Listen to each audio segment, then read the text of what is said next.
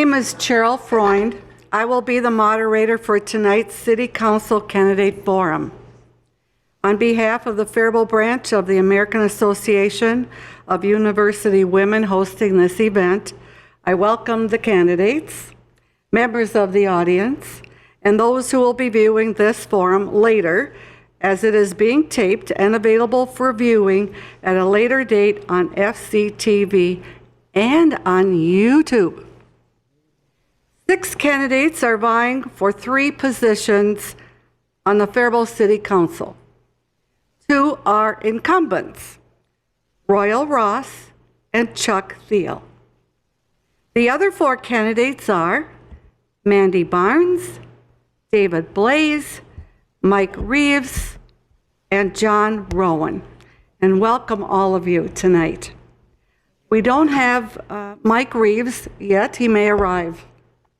Everyone said they would be attending this evening. Each candidate will be given 2 minutes to introduce him or herself and explain why he or she is running for a position on the Faribault City Council. Then each candidate will be given 2 minutes to answer questions from the audience. There are timekeepers in the audience who will give a warning sign to candidates close to their time limit, and then a sign of time telling candidates to end their comments. Candidates, please speak loudly into your microphone and project your voice to the back of the room. Sometimes we don't do that, nobody can hear us. So if you want to be heard, speak into the microphone. Thank you. Those present in the audience are invited to write questions on a slip of paper provided by volunteers, who will then collect them and give them to me to ask of the candidates. As the moderator, I will vary which candidate begins the round of questioning so that each candidate gets an equal opportunity to respond. Audience, please be respectful and hold your applause for the conclusion of the forum. Thank you so much. All right, now we're going to move to opening statements. In 2 minutes, please introduce yourself and explain why you are a candidate for a position on the Faribault City Council. And I will begin with Mandy Barnes. Thank you, AAUW, for hosting this, and thank you for attending, everyone. My name is Mandy Barnes. I am running because I feel led to do so. I've been attending the City Council meetings. I started attending probably 3 years ago, just out of interest. I wanted to get reconnected with the town to know what was going on in town, and it just kind of stirred the interest further.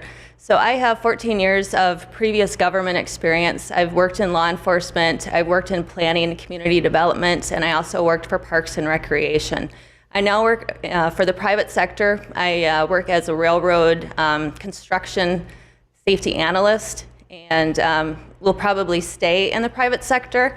But with a government experience, that's 3 different entities that I worked in, and I want to bring that experience to the board and just kind of help the city and give back to the community. I volunteer a lot with the chamber. I'm on the Faribault's Future Board right now, currently. I serve on the HRA committee. I've been on there for 2 years, and again, just want to help and give back to the community. Thank you, Mandy. David Blaze. Thank you. Just a bit of history. When I was a kid, they wanted to demolish this building. The city council did. And the citizens said, let's put it up for a vote. So obviously, they vote to keep the building, and they had to add the elevators. And so we saved this historic building. But I'm a type A personality with a servant's heart. I've served people my whole life. I don't like seeing wrongdoing. Stand up for those are being taken advantage of. But people have been encouraging me to run for council for years, but I had a business to run, which took me out of town. We had customers in 40 states, so a lot of travel, a lot of seeing the country. Was it built on service? We'd go into communities where we'd give a better service than the local companies. And that's what built it. I sold the business to my son, who has grown the business. And this year he'll now do like $2.5 million in business he'll bring into this town. So now that I'm retired, I got time. I got a history with this town. So I'm excited to see if we can solve some problems. Before I move on to Royal, please speak loudly into the microphone as closely as you can be to it. For some reason, this is very sensitive microphone, doesn't really pick up if you are distance from it. So speak as clearly and loudly as you can right into the microphone. Thank you so much. All right, so we'll go with Royal. Thank you very much, and thanks to the AAUW for hosting this. It's always great to get out and have the public get to know the candidates a little bit and learn about them, their personalities, and their positions. I've been on City Council. I'm just finishing up my 8th year, so I've served 2 terms. Before that, I worked with the Faribault Main Street. I was the Faribault Main Street Director, and I've been very, very active in the Faribault community for years and years. And that has given me a very interesting perspective on the citizens, because during all my volunteer time, I've rubbed shoulders with some of the poorest people in town and some of the wealthiest people in town, and I get to know them, their issues, and their hopes and dreams, more importantly. So I think I've had a pretty effective 8 years on City Council. I've been very careful in how we budget. I've paid attention to the budget process. It's not an easy process to learn, but I have been very diligent in learning about it and making sure that the citizens' dollars are well spent. It's been quite the whirlwind because, like I said, I've only been here 8 years. I say only, but when I started my 6th year, I was already the senior council member of the 6 of us. So there has been tremendous turnover on the City Council, including the mayor once when he came on 8 years ago, and now the mayor is going to turn over again. So there's been a lot of turnover, but I think we've accomplished a lot of good things for the citizens of Faribault and the community of Faribault, and I hope to continue to do that for one more term. Thank you. Thank you, Royal Ross. John Rowan. Thank you for having us. I'm the founder and owner of Geek Central. In my professional life, I am also the Deputy Director of Emergency Management and have been since 2002 over at Rice County. And before that, I volunteered as a weather spotter, weather dispatcher. Professionally, I'm also a radio engineer. I previously served the Faribault City Council from 2013 to the end of 2018, so 6 years. So I have experience like Royal with budgeting. One of my biggest concerns is making sure that ordinances are enforced fairly and equally across the board, fiscal responsibility, and looking at budget issues to see where spending can be cut. Because while taxes may be 4% or 7% on the levy increase per year, the tax capacity continues to increase. So when you hear people say, well, it's a $100,000 house and it only went up 4%, well, in 6 years, 8 years, 10 years, how much did the value of that house go up? So it isn't a flat number. The numbers keep going up on property values and then the levy taxes. So I hope you will support me. Thank you. Thank you very much. Chuck Thiel. Hi, my name is Chuck Thiel. I've been on the council now for the last 2 years. I was chosen out of 17 applicants to fill a vacant seat. I have truly enjoyed my time on the council, learning all aspects of how the city is run and getting to know the department heads. There are many things in my past that make me qualified to be on the city council. The first is that I was a business owner downtown for 7 years. While downtown, I met so many people and grew a real love for the historic downtown district. Secondly, was my time as the membership director for the Faribault Chamber of Commerce. While at the Chamber of Commerce, I had the opportunity to meet the over 400 business members and talk with them about what's important to them and learn as much as I could about them and their business. Lastly, I've been volunteering on various committees and task forces in Faribault for the last 15 years. That experience has given me the opportunity to meet more and more community members. I'd like to talk a little bit about the housing crisis. There's a huge shortage of housing, not only in Faribault, but around the country. While I believe apartments are important, I'd like to focus more on home ownership opportunities. Owning a home and building equity is a great way to start creating wealth. Duplexes and triplexes and multifamily homes are great. But I think we need to consider thinking outside the box and even considering a tiny house community. Lastly, we need to understand how lucky we are to have such a historic downtown. Many communities aren't as lucky as us, and we need to preserve it. I really think we need an anchor business downtown that brings a ton of people downtown to shop and eat. Then we need to do what we can to encourage and support building owners to renovate and do updates. A thriving, prosperous downtown will drive tourism, and more people we can get downtown working and shopping and going to restaurants will help our great community grow. Thank you very much. All right, the first question, and I'm going to ask Mandy to answer the first question, and all of you will proceed afterwards. Name 2 assets that you bring to the table which will make you a stellar council member.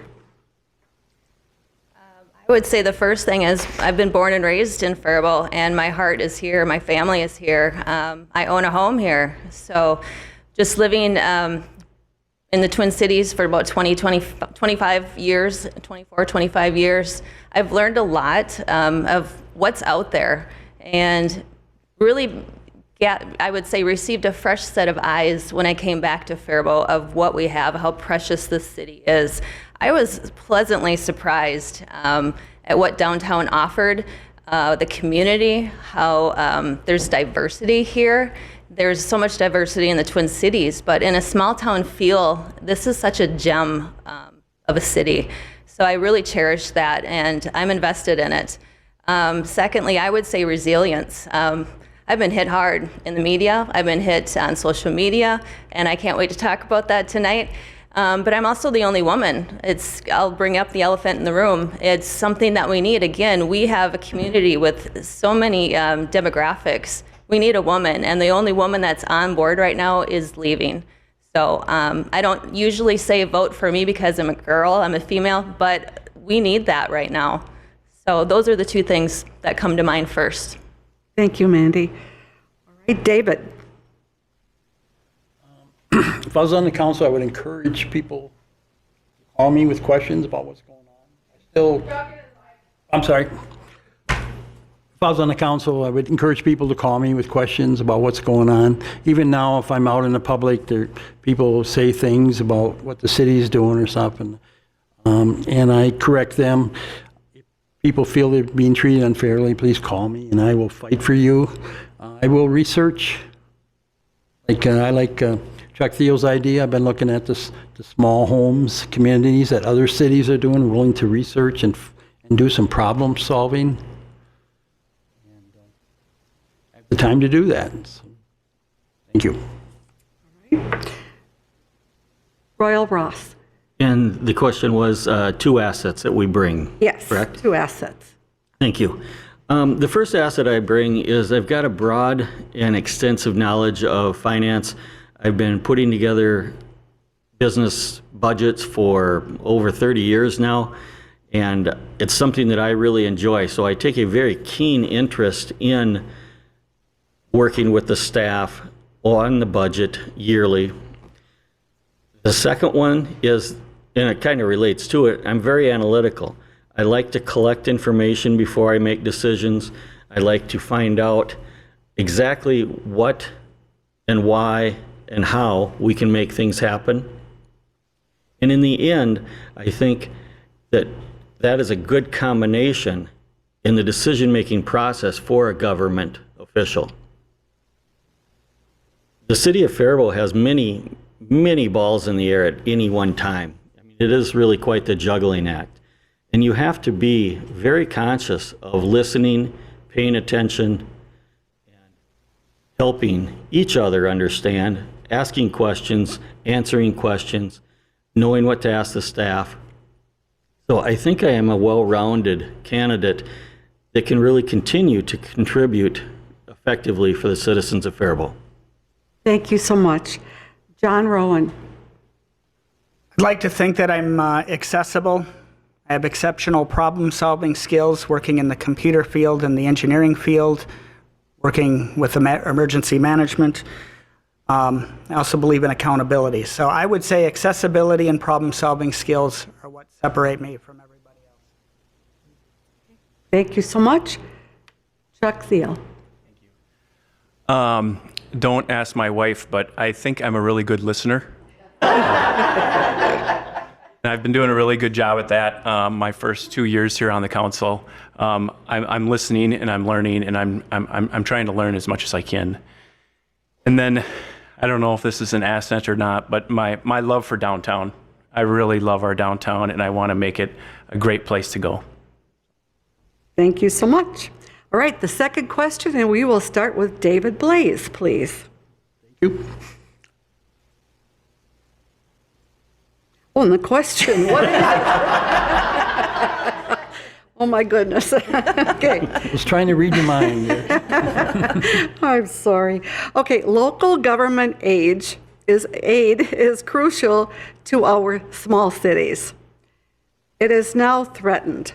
What ideas do you have to protect or expand it? I'm not familiar with that, I'm sorry. Local government aid. I know. Okay. I'm not familiar with it being threatened. You hear a lot of things in politics and stuff, but come to fruition. Do you want to say anything about the importance of local government aid? I'm guessing we're dependent upon it. Dependency is never a good thing, but the way we're spending money, I guess we need it. Be nice if we didn't need it. Okay? Okay, thank you. So now we go on to Royal. Thank you. Local government aid is the funds that the state of Minnesota passes down to the local communities, and it is extremely important to our community and most other communities of similar size and nature. It makes up about half of our operating budget, our general budget, not our total budget, but our general fund. And it is extremely important to us. The problem is that we don't control it. The state government controls it. It's kind of like our allowance or something, and our parents can cut back on our allowance and send us less money, or they can say, hey, you know, things are going good, here's an extra dollar or something. It's so important to local communities. I don't think the state of Minnesota will ever do away with it, but they have cut it in the past. And if you want to see a city council get excited and really put pencil to paper, have their government aid, local government aid cut about 25%, and they'll be crossing line items out of the budget as fast as they can. So it is extremely important, but unfortunately, we don't have a lot of influence over how much the state gives us. We do, however, have great influence over how we spend it and use it. And in my time, we have really used local government aid effectively. It has been a big portion of our budget in planning for what we can do and in being successful in using it. So, thank you. Thank you very much. John Rowan. Well, I think Royal touched on it. It's not something that we solve at this level other than reducing spending. The battle has to be fought in St. Paul through your elected officials that you send to St. Paul. So if it's important to you, then reach out to those candidates and let them hear your voice. That's the only advice I have on that matter. Chuck Thiel. Yeah, unfortunately, we don't have any control over how much local government aid we get. As Royal and John said.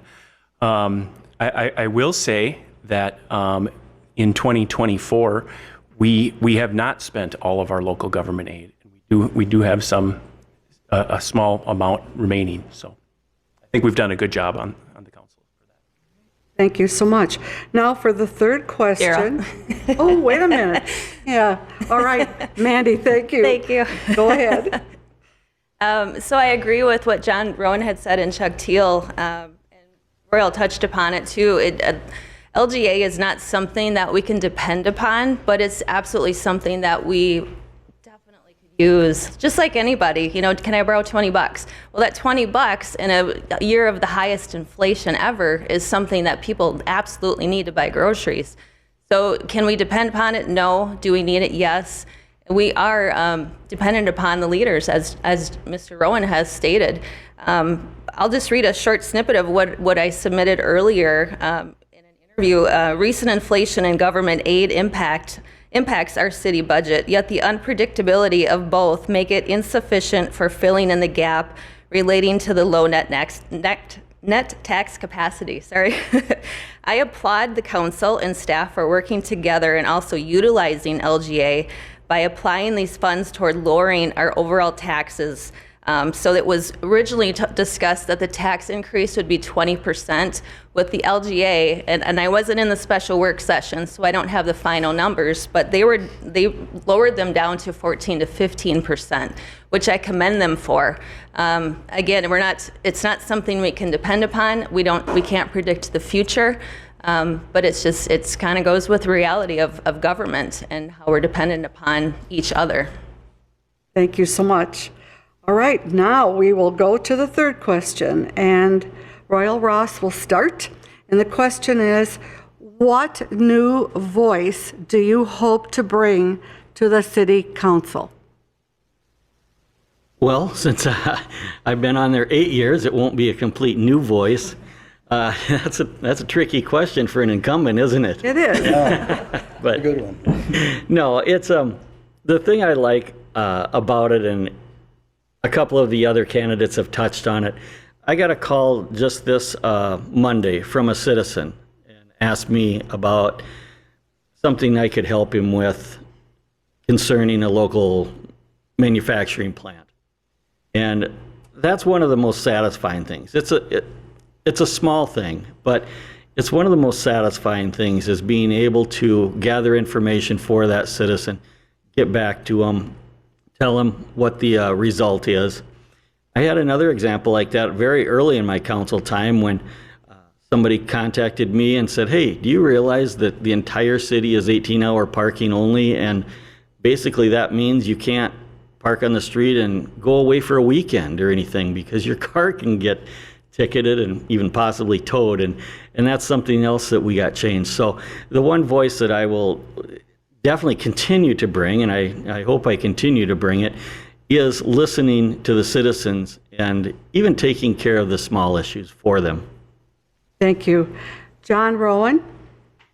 I would say problem-solving skills and compromise.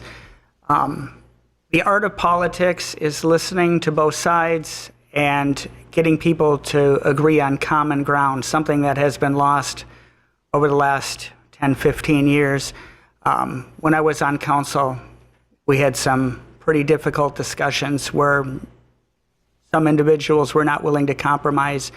And the fact is, at the end of the day, the city has to move forward. We have deadlines to get things done. And I'll be that person working with others, trying to find common ground where it makes sense. Chuck Thiel? Yeah, thank you. Like Royal said, that's a tough question, but I'm going to continue to learn. I want to listen a lot still, and then I want to bring a good informed decision to the meetings. And as John said, local government is all about compromise. So I want to be there, and I want to talk through the problems, and I want to compromise. Yeah. All right, now Mandy? I would say several things. Most important is listening. I think people really need to be heard. They need to be seen. And I just want to say I see you, I hear you, and I'm willing to listen and learn. That's the biggest thing, learning what people have to say. There can be a lot of emotion with change and newness.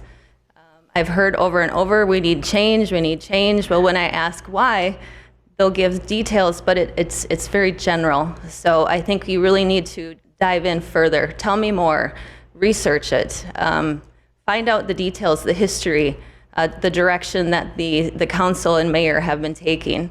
Another word that came to mind was a narrow focus. Sometimes, let's just say like the 2040 vision. I think it's a great goal. I think it was a great opportunity for the leaders and community to get together and discuss what the future should look like, what it maybe should be molded into.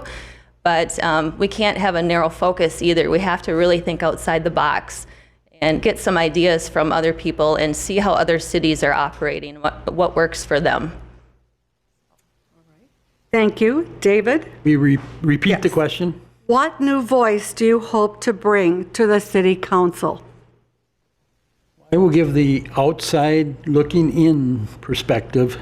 We've all seen businesses that you can see them failing, but the people inside the business don't see them failing. That outside looking in is what I will give to the council. Thank you. And I think that sums up for that one. Now we're on to the fourth question, and it's an essay question for all of you. We're going to start with John Rowan, and the question is this. The city of Faribault has been saving the downtown for the last 50 years. Earlier this evening, in the mayoral portion, it was stated that remodeling a 50-year-old building may not be cost-effective.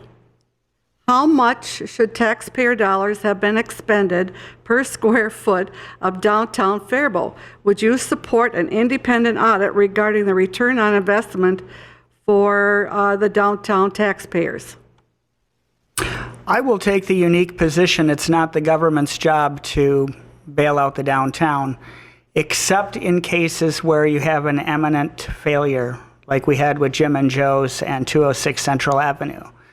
Having been involved in that process, I believe it cost the taxpayer $210,000. I hope I'm not wrong in that number. And that was just to make it stable. What actually needs to happen is we need to hold people accountable.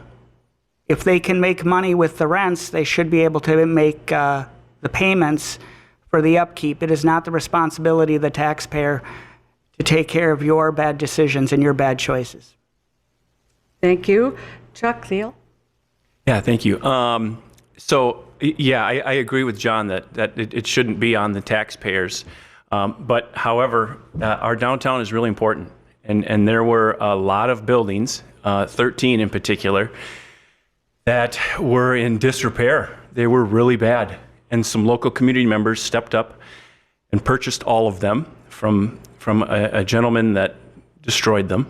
And that group came to the city and asked us for a loan. And I think it's an absolute no-brainer that we give them a loan. And we did, in fact, to help save those buildings. It's not up to the taxpayers, but thinking outside the box and giving that group a loan, I think is really important. Thank you. Mandy? Agreed with the last two answers. John made a very good, valid point. Mr. Rowan did.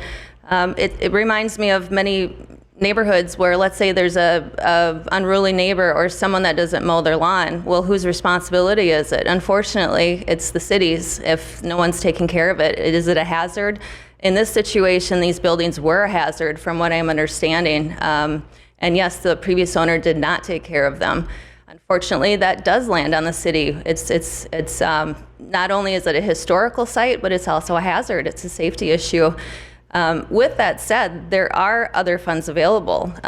We are encouraging, I say we, meaning the HRA, as well as I believe the City Council and the Chamber of Commerce, to have people invest in something like this. It can pay you back. It can be quite an investment.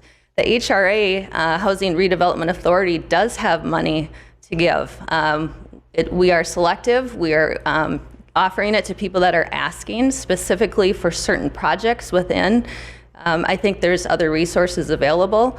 We want to preserve downtown, but again, it's that narrow focus. What I'm hearing the public say is, I don't want to pay for downtown.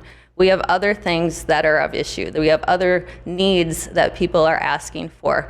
I don't want that narrow focus, but I agree it is a precious commodity, and I believe it is the heart of the community. It's a tricky question. Thank you. David? You read the question again. Yes. The city of Faribault has been saving the downtown for the last 50 years. Earlier this evening in the mayoral portion, it was stated that remodeling a 50-year-old building may not be cost-effective. How much taxpayer dollars have been expended per square foot of downtown Faribault? Would you support an independent audit regarding the return on investment on downtown for taxpayers? When I was a kid, I used to deliver papers downtown Faribault. And the seniors lived downtown. And the seniors lived downtown above the stores. And when they built the senior housing, like out in the south end of town, all the seniors moved out there. So then your women's clothing stores and grocery stores and stuff, they all went out of business eventually. So, I've talked to some downtown businesses, and it drives them crazy with the city. Like you say, they've been trying to save the downtown forever, and they're asking them to spend money on this, this, and this. I would again have to go back and see what the building owners are thinking. Thank you. And Royal. All right, thank you very much. First of all, the 50-year-old community center is not a historic building. It's 50 years old. The 125-year-old buildings downtown are historic, in my opinion. And so it's a little bit of a misnomer that the city has spent an enormous amount of money on the downtown. The city has not spent a lot of money in the downtown. The HRA and the EDA, who have their own tax levies, they have invested far more money in the downtown than the city has. The only time that the city really gets involved, as John indicated, is when there's a huge issue. I believe the correct term is the Miladies. The old, the last thing that was there was a laundromat across from the former Grandpa Al's. We had to take that over from the owner and pay him next to nothing for it. And in looking at remodeling that building, it would have been well over $1 million. Well, sadly, it cost us, I think, $500,000 just to acquire it, raise it, and turn it into a parking lot. But if we wouldn't have done it, it really endangered the two buildings that were attached to it. So we were forced to. So in the end, please understand that the city's money is not what goes into the downtown very often. The $500,000 loan came up. That's a loan. I don't consider that it's an investment from the city, but it's going to be paid back. There's really no pot of money where the city hands out funds for the downtown buildings or really many other buildings in town. It has different funding sources for those types of issues. Thank you. Chuck? I started that one. Oh, that's right. You're going to get you're going to get a chance to speak first on this question. We have existing city codes and ordinances regulating abandoned vehicles, unkept junky properties, and more that are degrading neighborhoods and devaluating properties. Some are along major arteries, giving visitors a negative impression of our city. Despite existing regulations and complaints to the city, these remain. What is your solution to this problem? Great question. Great question. We are working on that currently. Unfortunately, there hasn't been a lot of teeth in what we can do to remove update the blighted areas and remove the junk cars. So actually, just recently, we're making an ordinance so we have some teeth where we can actually remove these junk items from these properties, and so that's we're actually doing it currently. So we're excited to move forward with some of this stuff. So yeah. Thank you. Mandy? Chuck touched upon it exactly. So code enforcement has to stay on top of things. And I don't even know if we have a code enforcement officer. I'm not familiar with that. But you can't make it comfortable for residents that aren't keeping their property up to par. It affects the entire neighborhood. It affects the equity of your home. It affects the quality of town if people want to live here and move here and be here. So you have to not make it comfortable for them and have code enforcement stop out there repeatedly, be it write a citation, just stop in. And on the latter hand, we, in my experience working for other cities, we would have someone that would work with the family or the homeowner firsthand. Let's say they were a veteran. We would have veteran service come in and say, hey, can we volunteer a day to just help clean up your yard? There's a local church that's willing to help. I think we have to offer both things. Give them an option. Do you want us to help you, or do you want punishment and payment that is not so much fun? Thank you. And David? Well, I think right now they're taking it, if enough neighbors complain, then they clamp down on the abandoned cars and they make the neighbors, or make the house with the abandoned cars do something. My understanding, if the car's got tabs on, and if it's on concrete, then it's okay. I don't know how you're going to strengthen that. Good luck on that. Thank you. Royal? Would you repeat the question, please? Yes. We have existing city codes and ordinances regulating abandoned vehicles, unkempt junky properties, and more that are degrading neighborhoods and devaluing properties. Some are along major arteries, giving visitors a negative impression of our city. Despite existing regulations and complaints to the city, these remain.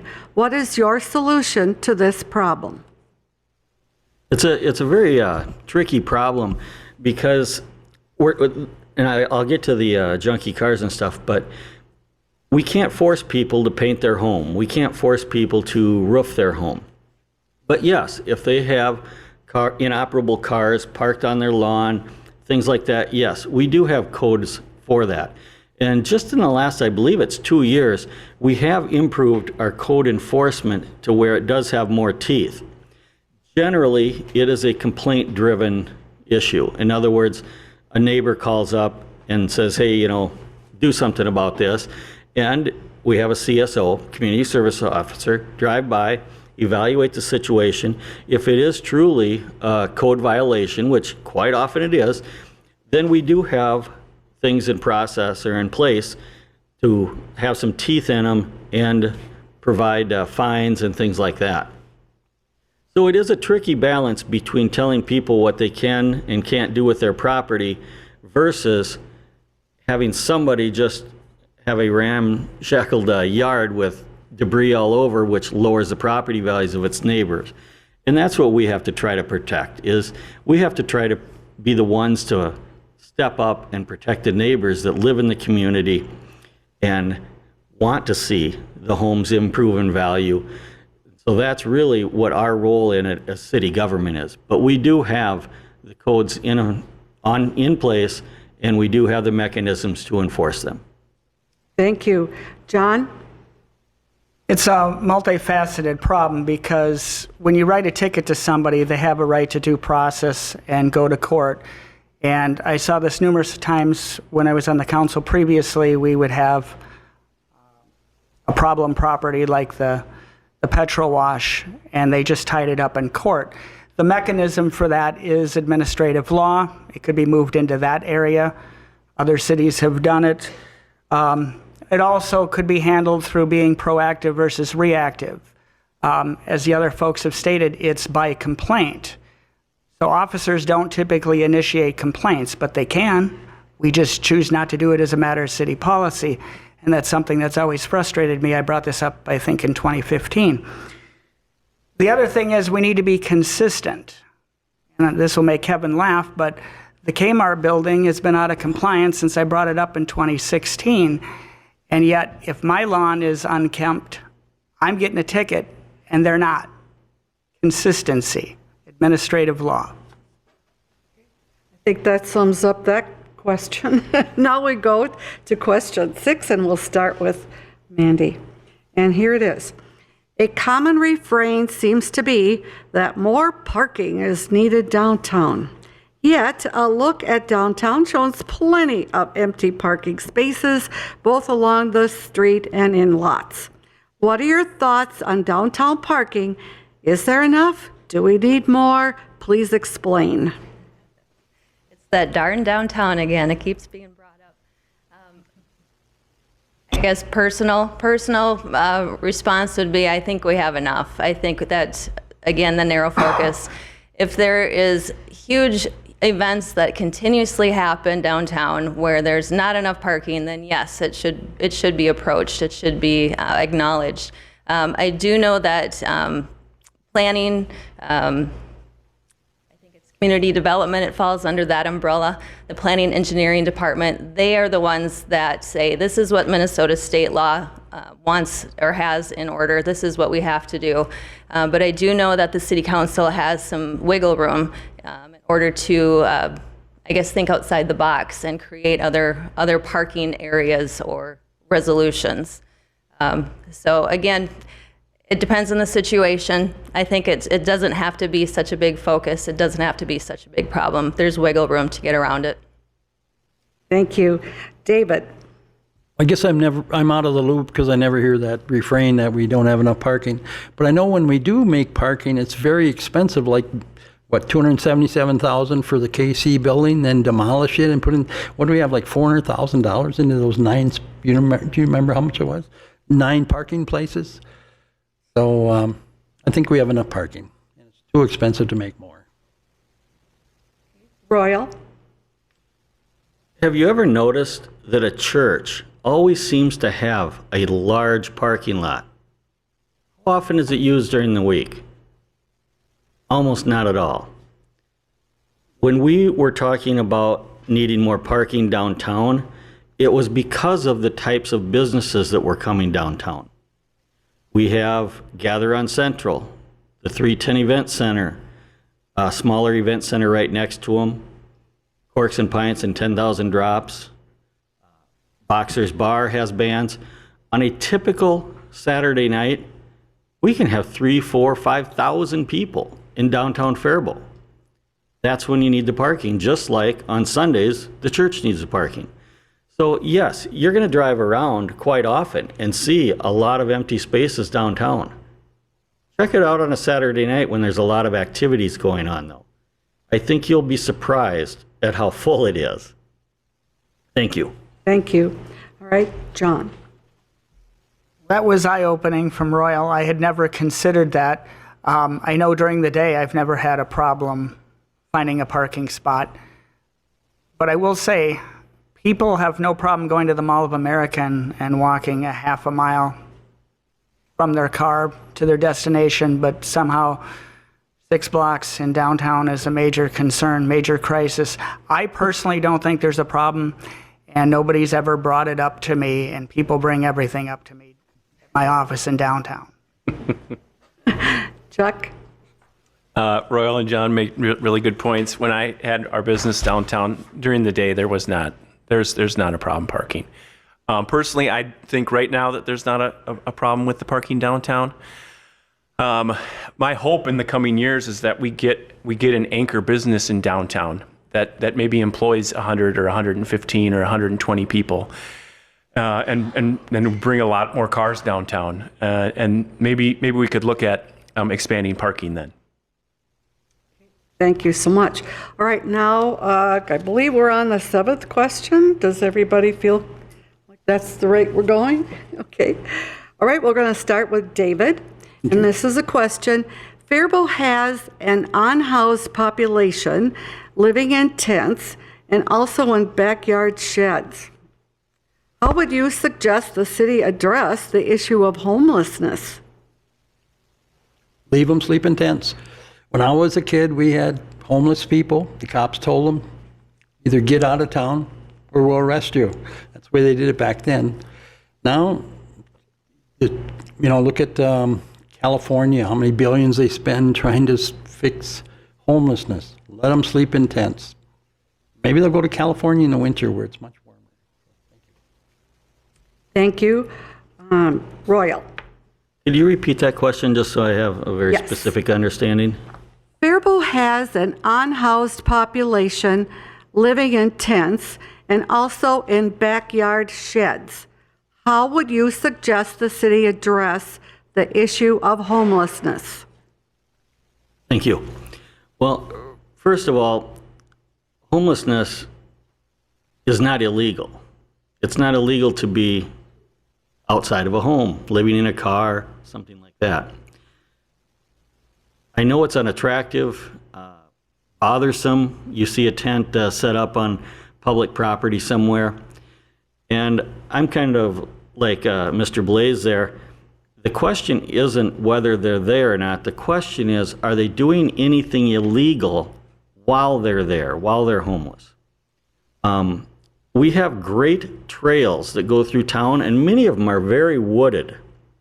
So if we have somebody living in a tent off one of these trails, I'm pretty certain, number one, they're going to be well hidden, so you probably won't even know they're there. But if they're, just worst case scenario, if they're attacking people on the trail, that's the illegal part of it, and that's when we can take action. Now, we have worked with the police over the last few years, and we can just simply ask them to move along. But we can't really arrest them for that, and quite honestly, I don't think we'd want to, because the cost of housing them in the jail would be significant. So we have codes in place, we do enforce them, but again, you're kind of limited because of some of the higher laws right now, where homelessness just isn't illegal, and you can't just arrest them and force them to move along. You can force them to move along, but you can't just arrest them and take them away. There's got to be more follow-up to it. Thank you. Thank you. John. That is a can of worms, because the Supreme Court just made a new ruling last May or June that actually does allow you to arrest them. I'm not sure that's the way I would go, but the logical answer is I would defer to the League of Minnesota Cities and the city attorney for guidance. They're still working through it. Thank you so much. Chuck. As John mentioned, the Supreme Court just very recently said you could remove them and arrest them. Unfortunately, I don't think that's a great thing. But before that, you could ask them to move if you had a bed for them. And what the City Council has done recently is we actually gave some property downtown on First and First to the CAC, the Community Action Center, and they're gonna put some houses on that property to maybe help solve the no bed problem. So we're actively trying to find some beds for the homeless. So. Thank you. Mandy? Thank you. So Israel, Finland, Japan, they are probably they're the most successful in handling homelessness. They're a good model to follow. So what are they doing differently? They're actually combating it by kind of giving them the support they need. Why are they homeless? Is it mental illness? Is it drug addiction? Is there simply just no funding coming in? Are they widowed? They resolve the issue. They get to the root of the issue. They offer support and assistance. They offer them skills and knowledge to proceed in life, to be thriving in life. I'm not saying that's something that Faribault can do, but what I do agree with is that, yes, we can arrest them. I don't agree we should do that. It all depends on the situation. My heart goes out to them. I worked for Minnesota Adult and Teen Challenge. I was a recovery coach for a couple of years. there's reasons why people are drug addicts. I don't wish it on anybody. There's always a root cause to this. My heart goes out to them. I would say I would love to see a recovery center like Minnesota Adult and Teen Challenge. What it does is it supports them. It gives them a steady place to stay where they can thrive, where they can grow and learn, be educated, get to the root of the problem so they can be, recovered. And it also gives them something to look forward to. Once they graduate, they can live there. They have free housing. They can work there. It's kind of, it's a full circle of healthiness and thriving in the community. We can make it illegal in the city. We can arrest them. There are cities that have that ordinance to do so. We'd have to hear from the public if that's what they want. I think every situation is unique. Again, I don't think that's the answer. But this is definitely, I see a number one, number two top priority, because with immigration, with just everyone relocating, especially with the storms that are hitting the southern United States, we're going to see more of this, and drug addiction is just going to continue. Thank you so much. This may be the last question because we're coming to the end of our session. Question number 8 is this: what is the top issue facing Faribault today, and how would you address this issue? And we'll begin with Royal. Thank you. I'm going to just take a little bit of a stretch here and say the top issue facing Faribault today will also be the same issue facing Faribault in probably the next 3-4 years, and that is the budget. We have had tremendous growth over the past 6 years. We've brought in new businesses like Stein Air, Absolute Air, Crybaby Craig's, and we've done that through the EDA and through the HRA, and I really pushed to allow the EDA to have more of their own funding that they get through their own tax levy. And those investments that those independent committees and associations have made have really paid off in those new businesses because they bring a lot of new jobs into town. Daikin opened another factory, for example, in town. Faribault Foods expanded. So the thing that's going to make it very, very difficult is our tax capacity has really swelled in the past 6 years, and we can't count on that tax capacity expanding in the next 3 years, 4 years like it has. So we have to be very conscious in how we manage our money, how we put our budget together. There are some good things coming down the pike when some tax abatement falls off the properties and those funds will go back to the city. There's also some tax increment financing that we've done that have really helped. But the biggest issue is going to be the budget in the next 3 to 4 years. And it's really going to take somebody, a group, an council, to really dig into it, be careful with it, and monitor and spend the citizens' money as wisely as possible. Thank you. John? Royal pretty much said everything that I would say, that, yeah, budgeting is going to be important. I think we're starting to see the economy contract, and for the regular folks. And having been on council during the Great Recession and the difficult choices we had to make during that time, I think we need to make sure that we're not spending more than we're bringing in and have enough in our rainy day fund in case it comes to that. No economy stays strong forever, regardless of who's in charge. So we just need to be prepared to keep moving forward and make the changes necessary when required. Thank you. Chuck? So the council currently is in tax season. It seems like we're always in tax season, kind of. But recently, we released our preliminary tax increase, and it is just under 15%. I think that's the problem. We need to get that down as much as we can. However, we have police officers resigning at an extremely high rate because they can go to Lakeville or Northfield and make a whole lot more money. So, in fact, just last Tuesday, we approved the hiring of another officer because we have such a hard time keeping police officers. So we have to pay them. We have to pay them if we want to keep our good officers and our firefighters.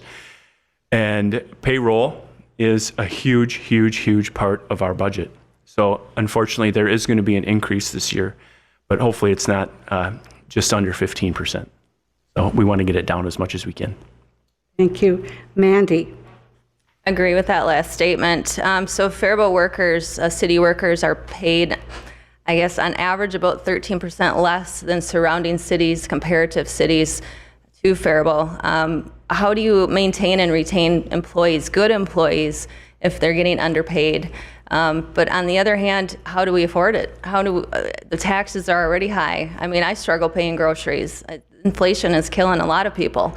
I think time and putting our heads together and the grace of God is going to help us continue to move forward to keep prices low and actually compensate our employees the way they should be, to keep them, to maintain them. We need good workers. When you have a thriving workforce, the city thrives. Everyone feels it. It's a trickle effect. The experience you want to maintain, retain, bring in, and everyone thrives and does better. What I see for biggest challenges is inflation, cost of living, housing, infrastructure, downtown, and maintaining our local industry. Our local industry is a huge thriving point for us. We need to keep them, invite them.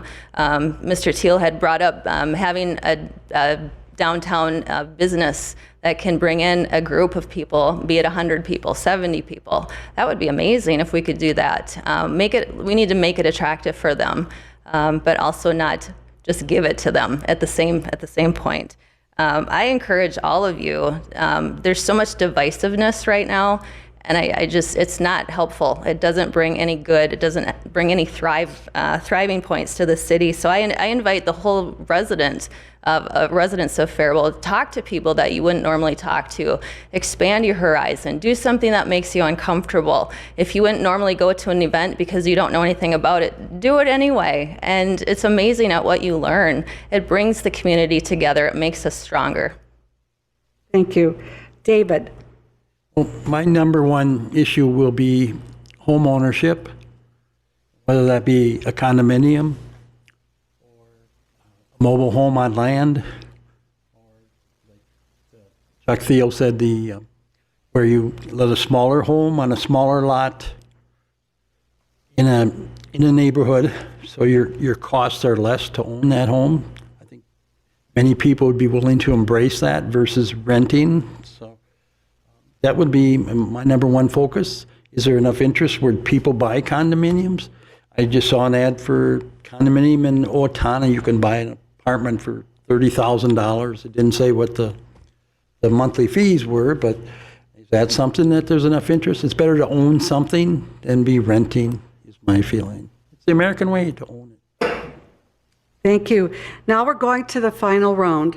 It's time for you to speak. If you get 1 minute for closing remarks, sum up what you want the audience to remember about why you are seeking a position on the Faribault City Council. And we'll begin with John.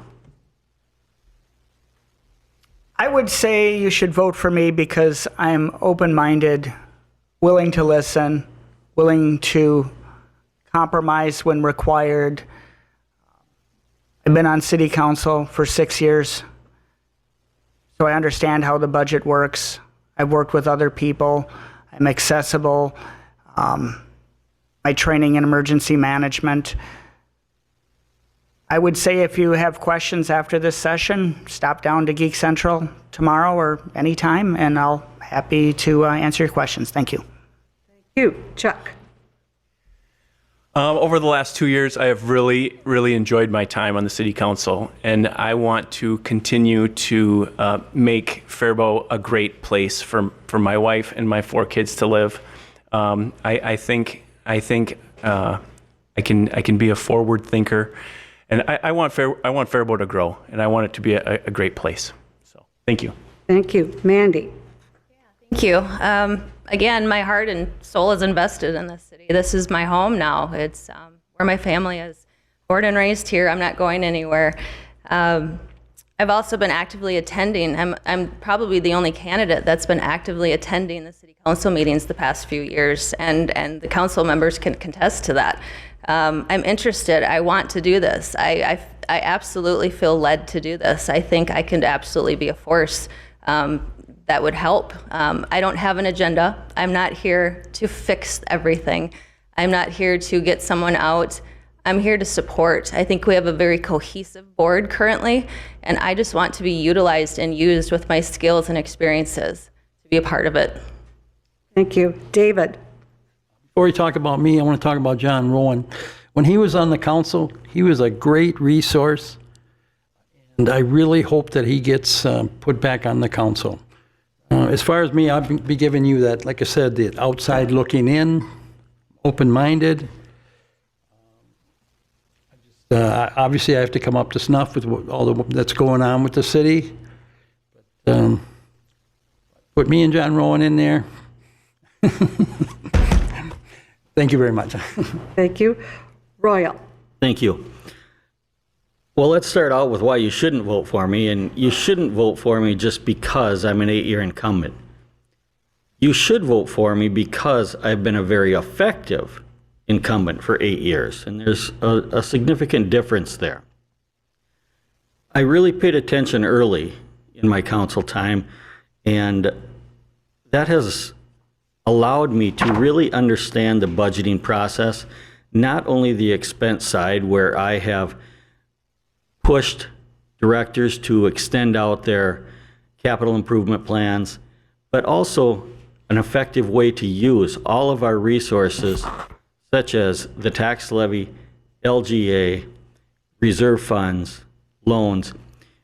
And you have to be very careful in understanding the big picture. And I feel that I'm very effective at that. So I'd like you to vote for me. I'd appreciate your vote, and I'm asking for your vote. Thank you. Thank you very much. Well, this concludes the 2024 Faribault City Council Candidate Forum. The members of AAUW wish to thank the candidates and the audience for their interest and participation in this forum. And I really have to say that this has been a learning experience. You have answered the questions so completely and in a way that we can understand it.